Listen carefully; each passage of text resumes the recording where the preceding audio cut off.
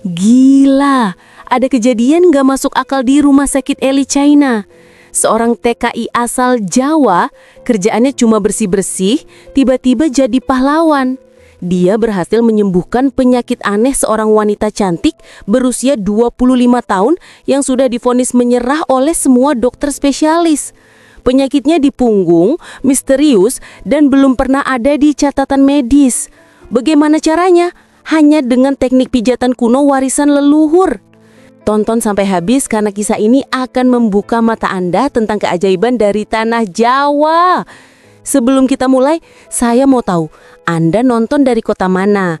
Komen di bawah sekarang. Dan jangan lupa, klik tombol subscribe dan nyalakan loncengnya. Karena kami akan terus membongkar kisah-kisah luar biasa seperti ini. Ayo, kita mulai!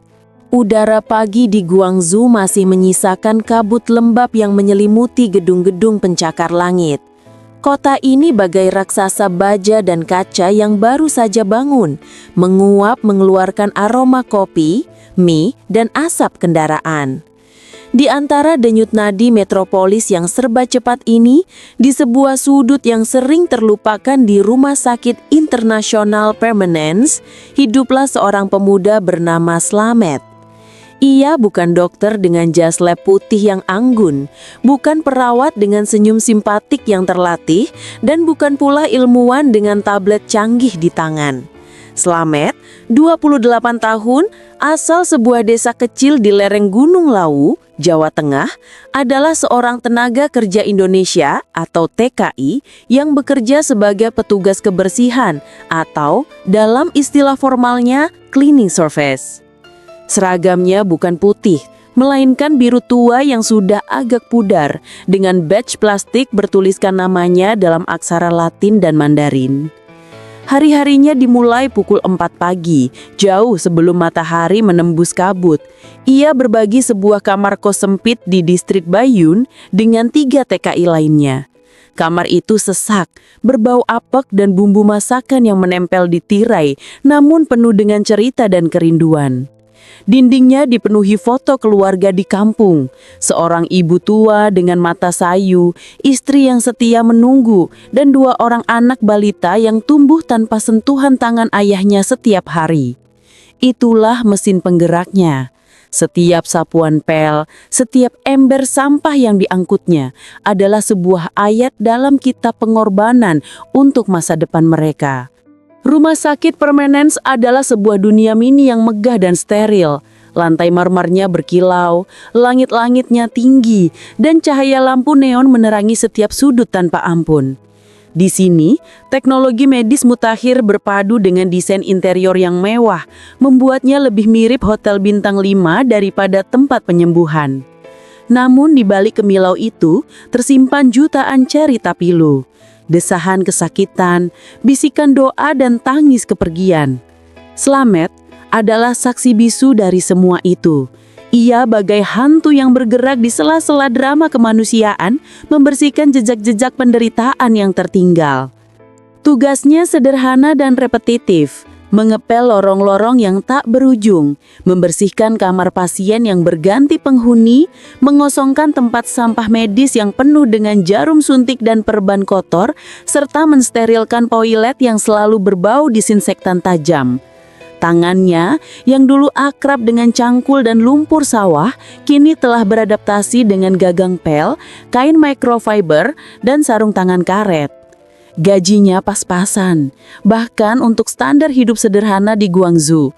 Tetapi setiap keping yuan yang ia kumpulkan adalah emas bagi keluarganya di desa. Namun, di tengah rutinitasnya yang melelahkan, ada satu titik koordinat dalam peta hariannya yang selalu membuatnya berhenti sejenak, melambatkan nafas. Kamar VIP 404. Kamar itu terletak di ujung koridor paling sunyi di lantai 4. Pintunya terbuat dari kayu mahoni, berbeda dengan pintu PVC kamar lainnya. Di depannya selalu ada kursi tunggu berlapis kulit dan vas berisi bunga segar yang diganti setiap pagi. Penghuni kamar itu adalah Mei Lin. Pertama kali Slamet melihat Meilin, ia terpana. Di balik tirai kaca dan tirai kain, terletak seorang wanita muda yang kecantikannya seperti porselin halus. Kulitnya pucat, bak bulan purnama, dengan rambut hitam legam yang terhampar di bantal sutra. Namun kecantikan itu seperti lukisan yang retak. Matanya, yang mungkin dulu bersinar lincah, kini kosong dan menatap langit-langit tanpa harapan. Tubuhnya terbaring tak berdaya bagai boneka yang patah. Slamet tidak pernah berani berbicara padanya. Ia hanya bisa memandang dari balik pintu yang sedikit terbuka saat ia membersihkan. Ia melihat para perawat berganti jaga, dokter-dokter terkemuka dengan wajah serius datang dan pergi, dan keluarga Meilin dengan pakaian mahal namun wajah muram. Ada sesuatu tentang kamar itu, tentang wanita itu yang menarik jiwanya. Mungkin karena ia melihat sebuah mahkota duri dalam sangkar emas, sebuah penderitaan yang tak terpahami yang bersembunyi di balik segala kemewahan. Ia punya ritual rahasianya sendiri. Setiap kali ia selesai mengepel lantai di depan kamar 404, ia akan berhenti sejenak, memandang ke dalam, dan dalam hatinya, dengan bahasanya yang sederhana, ia berdoa, "Tuhan, berilah dia kesembuhan."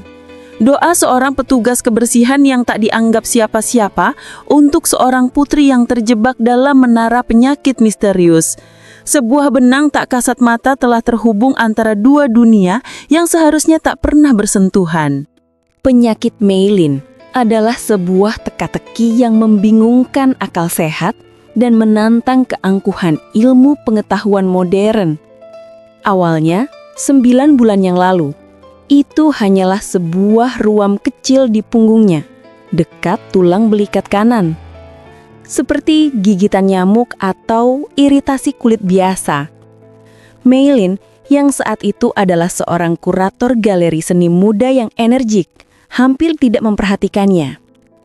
Tapi dalam hitungan minggu, ruam itu berubah. Ia tak lagi gatal, melainkan mulai terasa panas. Seperti ada bara kecil yang membara di bawah kulitnya. Warnanya berubah, dari merah menjadi keunguan, lalu akhirnya menghitam. Bercak hitam itu bukan seperti memar biasa. Ia memiliki pola yang aneh, seperti jaring laba-laba yang merambat atau akar pohon yang menjalar di bawah permukaan kulitnya. Bercak itu meluas dengan kecepatan yang mengkhawatirkan, menyebar dari tulang belikat hingga ke tulang punggung dan mulai menggerogoti bahunya.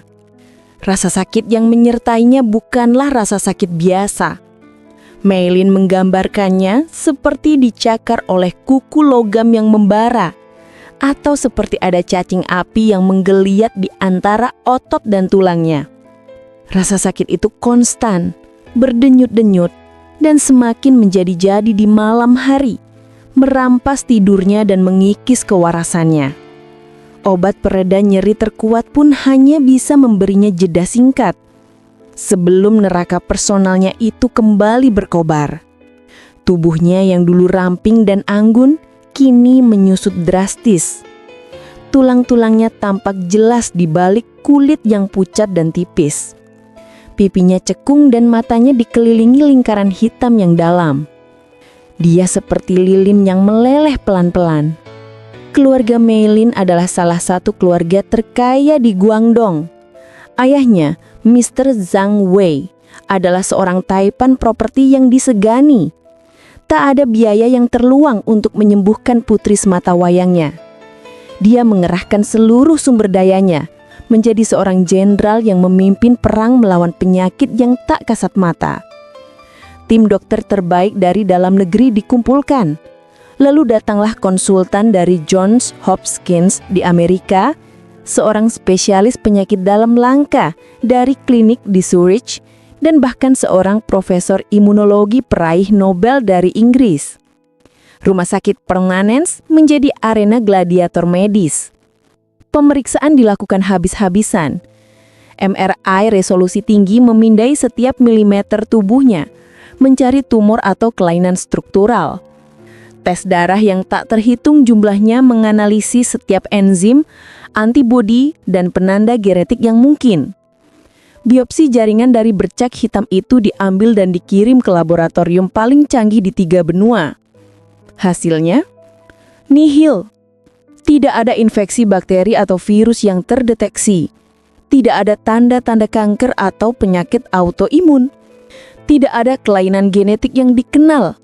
Punggung Meilin dalam semua pemindaian tampak normal. Tulangnya utuh, syarafnya tidak terjepit. Otot-ototnya, meski atrofi, tidak menunjukkan kerusakan. Bercak hitam itu yang secara visual begitu mencolok dan menyakitkan, sama sekali tidak muncul sebagai anomali dalam data medis manapun. Itu seperti hantu, hadir untuk dirasakan tetapi tak terlihat oleh alat. Dalam sebuah pertemuan besar di ruang konferensi mewah lantai atas, para dokter itu dengan wajah lelah dan penuh kegagalan akhirnya mengeluarkan diagnosa resmi, yaitu sindrom dorsal idiopatik, sebuah istilah medis yang elegan untuk sebuah pengakuan jujur, yaitu kami tidak tahu. Idiopatik berarti tidak diketahui penyebabnya. Itu adalah bendera putih yang dikibarkan oleh ilmu pengetahuan. Kami sudah melakukan semua yang bisa kami lakukan, Tuan Zhang, kata seorang profesor dari Amerika dengan suara berat. Sistem kami tidak dirancang untuk membaca ini. Ini di luar pemahaman kami saat ini. Solusi terakhir mereka adalah sebuah koktail obat pereda nyeri yang kuat, yang disuntikan melalui infus. Itu bukan penyembuhan. Itu hanyalah peredam, sebuah upaya untuk membuat Meilin tetap nyaman sambil menunggu keajaiban atau menunggu ajal. Mr. Zhang Wei, pria yang biasanya begitu perkasa, terduduk di kursi kulitnya. Wajahnya yang tegas runtuh. Uang dan pengaruhnya, dua senjata yang selalu ampuh dalam hidupnya, ternyata tak berdaya. Ibu Meilin menangis histeris di pelukan suaminya. Keputusasaan, seperti kabut tebal, menyelimuti keluarga itu. Mereka telah mencapai puncak peradaban manusia, hanya untuk menemukan bahwa putri mereka terjatuh ke dalam jurang yang tak terpetakan oleh sains manapun. Bagi Slamet, menyaksikan penderitaan Meilin adalah seperti melihat seekor kupu-kupu indah yang terperangkap dalam getah. Ia tidak punya hak untuk campur tangan, tapi hatinya terusik. Setiap kali ia membersihkan kamar itu, ia mendengar desahan napas pendek Meilin, atau terkadang isak tangis yang ditahannya. Suara itu lebih menyayat daripada suara mesin pembersih lantainya. Suatu malam, jadwalnya bergeser menjadi shift malam. Rumah sakit lebih sunyi, hanya diterangi lampu tidur dan suara monitor yang berdetak ritmis. Saat itu ia mendapat tugas untuk membersihkan kamar 404. Dengan hati-hati, ia mendorong troli pembersihnya masuk. Meilin tampak tertidur. Wajahnya yang pucat tampak seperti topeng porselen di bawah cahaya lampu tidur yang redup. Saat ia sedang membersihkan meja kecil di samping tempat tidur, matanya tanpa sengaja tertuju ke punggung Meilin. Baju hospitalnya sedikit terbuka, memperlihatkan tepian bercak hitam itu. Malam itu, entah mengapa, cahaya jatuh dengan sudut yang sempurna dan pola bercak hitam itu terlihat sangat jelas. Dan sesuatu dalam benak Slamet tersambung. Itu bukan sekadar noda acak. Pola jaring laba-laba yang menjalar itu, ia pernah melihatnya sebelumnya. Bukan dalam buku medis, bukan dalam film, melainkan dalam sebuah ingatan masa kecil yang samar, di sebuah rumah kayu beratap ijuk di desanya. Ia teringat pada almarhum kakeknya, Mbah Kromo. Mbah Kromo bukanlah dokter. Ia adalah seorang tabib, orang yang dianggap memahami ilmu.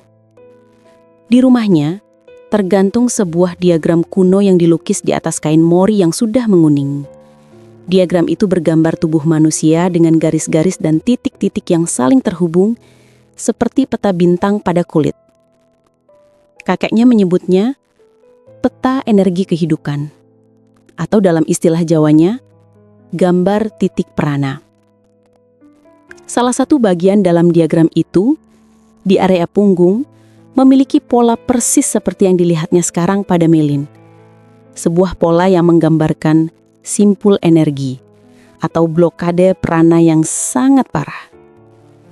Kakeknya pernah bercerita, "Nah, selamat. Tubuh ini bukan hanya daging dan tulang. Ada aliran sungai kehidupan yang tak kasat mata di dalamnya. Bila sungai ini tersumbat, maka tanah di sekitarnya akan gersang dan mati. Penyakit fisik modern seringkali hanya daun yang menguning. Akarnya ada di sumbatan energi ini." Pesan kakeknya bergema di kepalanya. Nah, setiap titik di tubuh itu terhubung. Ada simpul energi yang tak dilihat oleh mata biasa. Mata kita hanya melihat gejala, tapi tangan seorang tabib bisa merasakan sumbatan itu. Selamat berdiri terpaku. Ember pel di tangannya hampir jatuh. Jantungnya berdebar kencang. Apakah mungkin?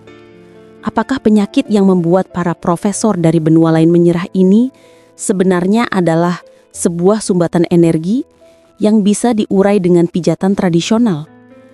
Sebuah pengetahuan kuno yang diwariskan oleh seorang kakek di desa terpencil yang justru menjadi kunci untuk membebaskan putri dari kota metropolitan. Keyakinannya tumbuh. Ini bukanlah kebetulan. Ia dipertemukan dengan kamar ini, dengan wanita ini untuk suatu alasan. Bukan sebagai petugas kebersihan, melainkan sebagai penerus sebuah warisan yang hampir punah. Namun keraguan langsung menyerang. Siapa dirinya? Hanya seorang tukang pel. Tak punya gelar, tak punya izin praktek. Gagasannya akan ditertawakan, bahkan dianggap gila. Ia bisa dipecat, dideportasi, dan impian keluarganya di kampung akan runtuh. Pertarungan batin terjadi selama berhari-hari. Setiap kali ia melihat Meilin semakin kurus, keberaniannya bertambah. Setiap kali ia membayangkan diremehkan oleh kepala rumah sakit, ketakutannya menguat. Hingga pada suatu sore, ia melihat ayah Meilin, Mr. Zhang, duduk sendirian di lorong, kepalanya tertunduk dalam keputusasaan yang begitu dalam. Saat itulah Selamat menyadari, resiko terbesar bukanlah dipecat, tetapi membiarkan seorang manusia meninggal sementara ia mungkin memiliki kuncinya. Dengan nafas berat dan tangan berkeringat, ia menghampiri pria berkuasa itu. Ia membungkuk hormat. Lalu dengan bahasa Mandarin yang terbata-bata dan campuran bahasa Inggris, ia berkata, "Tuan, saya mungkin bisa bantu. Bukan dengan obat, dengan pijatan. Warisan kakek saya." Reaksi yang terjadi persis seperti yang Selamat bayangkan. Bahkan lebih buruk. Mr. Zhang awalnya hanya memandangnya dengan tatapan kosong, terlalu lelah untuk marah. Tapi ketika seorang perawat kepala yang kebetulan lewat mendengar percakapan itu, ledakan kemarahan pun terjadi. "Ni shuma isi? Apa maksudmu?" Hardik perawat Liu, wanita paruh baya yang sangat protektif terhadap pasien dan protokol rumah sakit. "Kamu Chin Jekong, petugas kebersihan. Gila, pergi dari sini. Jangan mengganggu pasien." Selamat mencoba menjelaskan tentang diagram kakeknya, tentang simpul energi, tapi kata-katanya tenggelam dalam cemoohan dan teriakan. Berita tentang petugas kebersihan yang mengaku bisa menyembuhkan penyakit langka menyebar seperti api di lorong rumah sakit. Dia menjadi bahan tertawaan. Beberapa dokter muda meledek. Mungkin dia mau memijat dengan cairan pel lantai. Selamat hampir menyerah. Rasa malu membakar pipinya. Ia kembali ke ruang ganti petugas kebersihan, merasa dirinya tolol dan naif. Dunianya dan dunia Meilin memang tak seharusnya bersinggungan. Namun, Mr. Zhang adalah seorang pengusaha yang sukses karena nalurinya. Di balik keputusasaannya, ada sesuatu dari mata Selamat yang mengusik hatinya. Bukan kesombongan, bukan pula kebodohan, melainkan sebuah keyakinan yang tulus dan polos. Ia telah mencoba segala cara yang logis dan gagal. Mungkin inilah saatnya untuk mencoba yang tidak logis. Malam itu, ia memanggil Selamat ke ruang tunggu VIP. "Katakan kepadaku dengan jujur, Young Man, kata Mr. Zhang dengan suara rendah. Apa yang akan kamu lakukan? Dan mengapa kamu berpikir itu akan berhasil? Selamat dengan berani yang dikumpulkannya menjawab, Tuan, penyakit Nona Mei bukan di darah, bukan di tulang. Menurut kakek saya itu di aliran hidup, seperti sungai yang tersumbat batu besar. Obat hanya membius ikan-ikannya, tapi batu itu tetap ada. Saya coba pindahkan batu itu dengan jari saya. Keputusan Mr. Zhang adalah keputusan seorang ayah yang sudah kehabisan pilihan. Baik, katanya dengan suara parau. Saya beri kamu satu kesempatan. Tapi jika keadaan memburuk, kamu akan menanggung konsekuensinya. Izin pun diberikan di bawah protokol ketat dan pengawasan penuh dari 2 dokter senior yang skeptis. Adegan di kamar 404 malam itu seperti adegan absurd. Di satu sisi ada Slamet dengan seragam biru tuanya, tanpa alat selain tangannya. Di sisi lain, ada para dokter dengan stetoskop dan monitor canggih, siap mencatat setiap kesalahan. Slamet mencuci tangannya hingga bersih. Ia mendekati Meilin yang memandangnya dengan rasa takut dan bingung. Tenang Nona, bisiknya dalam bahasa Indonesia, namun nada suaranya menenangkan. Ia memejamkan mata sejenak, membayangkan diagram kakeknya. Jari jemarinya yang kasar, penuh kapalan dari tahun-tahun memegang gagang pel dan mengangkat ember, mulai menyentuh punggung Meilin. Ini bukan pijatan relaksasi, ini adalah sebuah pencarian. Ia menekan perlahan-lahan pada titik-titik meridian tertentu di sepanjang tulang belakang, mencari simpul yang dikatakan kakeknya. Awalnya, Meilin mengerang dengan kesakitan. Sentuhannya terasa seperti jarum panas yang menusuk jauh ke dalam. Para dokter bersiap untuk menghentikannya. Tapi Slamet tetap fokus. Ia menemukan sebuah titik dekat tulang belikat kanan yang terasa sangat keras dan dingin, bagai sebuah kelereng es yang tertanam. Disitulah menurutnya pusat sumbatannya. Dengan tekanan yang spesifik, lembut, namun dalam dan berirama, ia mulai memijat titik itu. Ia bukan menggunakan otot, melainkan konsentrasi dan niat. Keringat membasahi dahinya. Ruangan sunyi, hanya terdengar napas berat semua orang. Tiba-tiba, Meilin menjerit keras. Tapi jeritan itu segera berubah menjadi terkejut. Hah? Ada yang hangat, teriaknya dalam bahasa Mandarin. Seperti aliran air hangat di punggungku. Itu adalah sensasi pertama yang ia rasakan selain rasa sakit dalam berbulan-bulan. Aliran hangat itu menyebar dari titik pijatan Slamet, mengalir pelan seperti sungai yang mulai melelehkan es yang membeku. Sesi pertama berlangsung hanya 20 menit. Tidak ada perubahan fisik yang langsung terlihat. Tapi ada harapan sekecil apapun yang menyala di mata Meilin. Slamet diizinkan untuk kembali 2 hari kemudian. Pada sesi ketiga, kemujizatan yang mustahil terjadi. Setelah Slamet selesai memijat, para perawat yang memandikan Meilin melaporkan sesuatu yang menakjubkan. Bercak hitam yang selama ini seperti melekat pada kulitnya, mulai mengering dari tepian. Keesokan harinya, seperti kulit ular yang terkelupas, bercak hitam itu mulai mengelupas dengan sendirinya, meninggalkan kulit baru yang merah muda dan sehat di bawahnya. Rasa sakit yang menjadi teman tidurnya sirna.